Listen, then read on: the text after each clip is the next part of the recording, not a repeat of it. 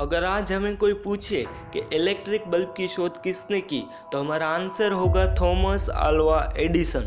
अगर आप भी आंसर देते हैं तो आप गलत हो। आप इस डॉक्यूमेंट को ध्यान से देखें। ये document United state patent office का है, जिसमें साफ साफ लिखा है कि एडिसन ने इलेक्ट्रिक बल्ब में कुछ इम्प्रूवमेंट लाए हैं, ना कि उसकी शोध की थी।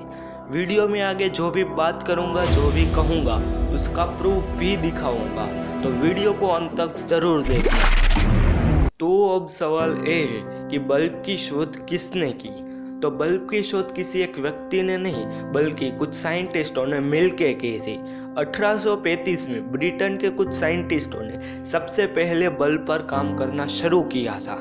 उस वक्त एडिसन करीब 12 साल के थे और अमेरिका की ट्रेनों में न्यूज़पेपर बेचा करते थे। इससे साफ साफ पता चलता है कि एडिसन ने बल्ब की शोध नहीं की थी। उस वक्त बल्ब बनाने में दो सबसे बड़ी बाधाएं थी। पहले कि बल्ब में जैसे ही करंट पसार करते वैसे तुरंत ही बल्ब का फिलामेंट तार जल जाता था, और दूसरी समस्या ये थी कि बल्ब में इनर्ट गैस भरे या शून्यावकाश रखे।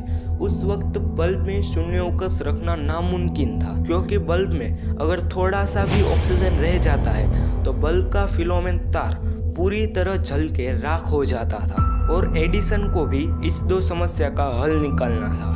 आगे जाके एडिसन ने इस समस्या का हल निकाला था, लेकिन अकेले नहीं। न्यू जर्सी में उसकी लैब चलती थी और उसमें कई सारे साइंटिस्ट काम करते थे। अक्टूबर 1879 में एडिसन और उसकी टीम ने फिलामेंट की जगह कार्बन के तार का इस्तेमाल किया, जिससे बल्ब लगातार 14 घंटे तक चला। और आगे जाके उन्होंने फिलामेंट की जगह वांस के पतले रेशे का इस्तेमाल किया, जिससे बल्ब लगातार 1200 घंटे तक चला। और अगले 10 साल तक लोगों ने इसी पद्धति का इस्तेमाल किया। लेकिन क्या यह सब कुछ सच था? नहीं, सच्चाई कुछ और ही थी। एडिसन ने कार्बन का तार इस्तेमाल करके जो बल्ब बनाया था, उसकी शोध उससे 10 साल पहले ही हो चुकी थी और उसकी पेटेंट भी मौजूद थी। ब्रिटेन के साइंटिस्ट जोसेफ स्वान ने इस बल्ब की शोध की थी और उन्होंने इस बल्ब को सबके सामने प्रदर्शित किया और इसकी पेटेंट को भी अपने नाम करवा लिया था। इस बात का खुलासा अमेरिका की मैगजीन साइंटिफिक अमेरिकन ने की थी। लेकिन तब तक एडिसन इस बल्ब को अपना बता के अपनी जेब जोरों शोरों से भर रहा था।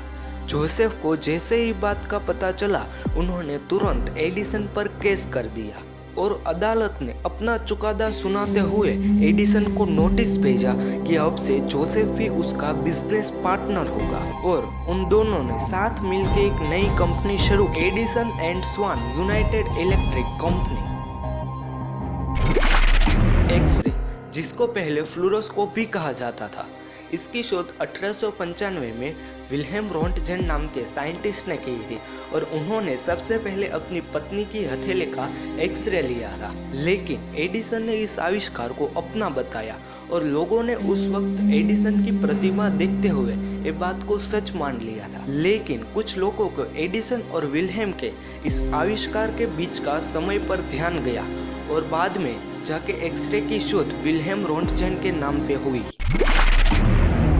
स्पीच रिकॉर्डर, वॉइस रिकॉर्डिंग आज के ज़माने में एक सामान्य बात है और हमें पता है कि इसका हमारे जीवन में काफ़ी इम्पोर्टेंट है। कहा जाता है कि 1877 में एडिसन ने स्पीच रिकॉर्डर की शोध की थी, लेकिन 15 साल पहले ही इसकी शोध हो चुकी थी। इसकी शोध विलियम स्कॉट ने की थी और उन्होंने इस यंत्र का नाम फेनेटोग्राफ रखा था। लेकिन एडिसन ने इस यंत्र का सिर्फ थोड़ा सा नाम बदल के फोनोग्राफ कर दिया था और अपना बना लिया था।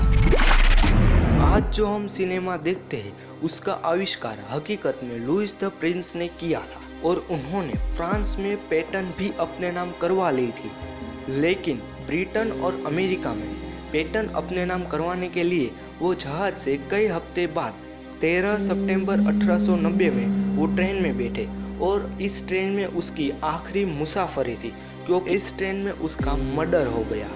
लुई द प्रिंस ने पहले से ही एडिसन पर पेटेंट भंग का केस करा था, लेकिन इस केस की सुनवाई के पहले ही उसका ट्रेन में मर्डर हो गया। बाद में पुलिस ने जांच पड़ताल की, लेकिन कुछ भी पता चला नहीं। इधर ये तो नहीं कह सकते कि मर्डर एडिसन ने करवाया था, लेकिन मोशन पिक्चर की शोध उन्होंने नहीं की थी। आगे ही ऐसे वीडियो देखने के लिए हमारे चैनल को सब्सक्राइब कीजिए और वीडियो पसंद आए तो लाइक करना।